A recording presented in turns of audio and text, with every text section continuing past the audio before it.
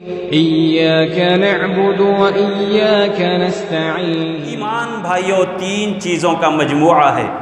جب تین چیزیں جمع ہوتی ہیں تو تب اس سے ایمان بنتا ہے۔ ایک ہے اقرار باللسان، زبان سے اقرار کر دینا کہ لا الہ الا اللہ محمد الرسول اللہ، یہ اقرار لازمی ہے۔ اس کے ساتھ تصدیق بالقلب ہے، یعنی دل سے اس بات کو سچا تسلیم کر لینا کہ واقعتاً جو میں عقیدے کا اقرار، جس بات کا اقرار کر رہا ہوں واقعتاً ایسے ہی ہے۔ اگر زبان سے اقرار کر دیا، دل میں تصدیق نہ ہوئی، دل کی طرف سے آپ کو تصدیق نہ ملی، تو اس کو منافقت کہتے ہیں، اس کو ہیپوکریسی کہتے ہیں۔ یعنی اس کو منافقت یعنی زبان پہ کچھ اور ہے اور دل میں کچھ اور ہے۔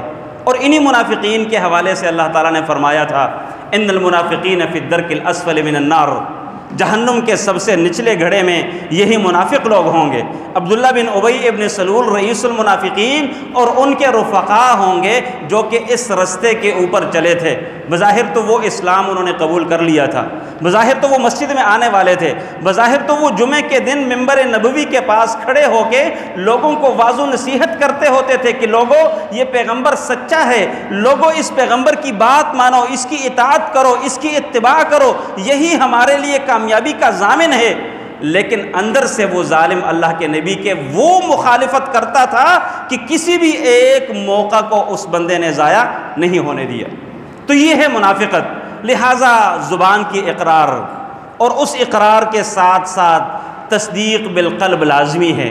اور تیسری چیز وہ ہے عمل بالارکان، یعنی اس ایمان اور اس اقرار اسلام کے مطابق اپنے اعضاء کو اس کے مطابق ڈھالنا، یعنی جو اس کے تقاضے ہیں۔ لا الہ الا اللہ محمد الرسول اللہ کے 24 حروف ہیں، اور اس کا مطلب یہ ہے کہ آپ نے اپنی 24 گھنٹے کی زندگی ان 24 حروف کے تحت گزارنی ہوگی۔ جو ان کے تقاضے ہیں، جیسے اللہ کہتے ہیں، جیسے رسول کہتے ہیں، اس طرح آپ نے زندگی گزارنی ہوگی، تب جا کر آپ کامل ایمان والے بن سکیں گے۔